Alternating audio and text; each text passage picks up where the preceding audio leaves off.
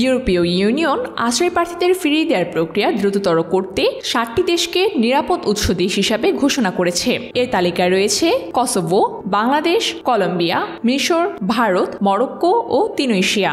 ইইউর পক্ষ থেকে এসব দেশের নাগরিকদের আশ্রয় পাওয়ার সম্ভাবনা অনেকটাই কমে যাবে বলে মনে করা হচ্ছে। ব্রাসেলস থেকে এএফপি জানায়, ইউরোপীয় কমিশনের মতে এসব দেশ থেকে আগতদের আর শরণার্থী হিসাবে গ্রহণের তেমন কোনো প্রয়োজনীয়তা নেই, কারণ তারা নিজ দেশে সাধারণভাবে জীবন ধারণ করতে পারছে বলেই ধারণা করা হচ্ছে।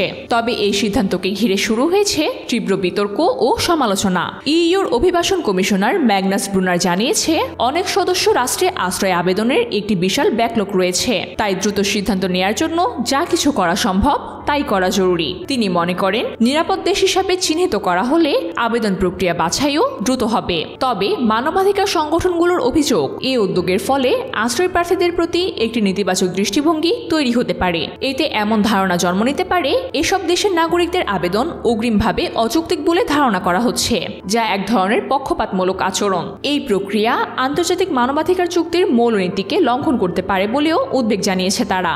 বিশেষজ্ঞরা বলছেন, সাম্প্রতিক বছরগুলোতে ইউরোপ জুড়ে অভিবাসন বিরোধী মনোভাব বাড়ছে।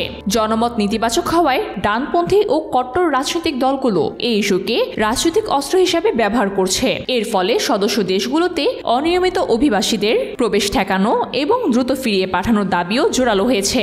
কমিশন জানিয়েছে, যেসব দেশ ইইউর সদস্য পদ পেতে চায় তারাও নির্দিষ্ট শর্ত সাপেক্ষে নিরাপদ দেশ হিসাবে বিবেচিত হতে পারে। তবে বা সংঘর্ষময় পরিস্থিতিতে থাকা দেশগুলোর ক্ষেত্রে এই নিয়ম প্রযোজ্য হবে না। যেমন ইউক্রেন এখন এই তালিকাতে অন্তর্ভুক্ত হয়নি। উল্লেখ্য, 2015 সালেও ইইউ একটি অনুরূপ তালিকা তৈরির উদ্যোগ নিয়েছিল, কিন্তু তুরস্ককে অন্তর্ভুক্ত করার বিষয় নিয়ে বিতর্ক শুরু হলে সেই পরিকল্পনা বাতিল করা হয়। কমিশনের ভাষ্যে, এবারকার তালিকা ভবিষ্যতের পর্যালোচনায় আওতায় আনা হবে। তালিকায় স্থান পাওয়া দেশগুলো থেকে তুলনামূলক বেশি সংখ্যক আবেদন আসায় তাদেরকে অগ্রাধিকার দেওয়া হয়েছে।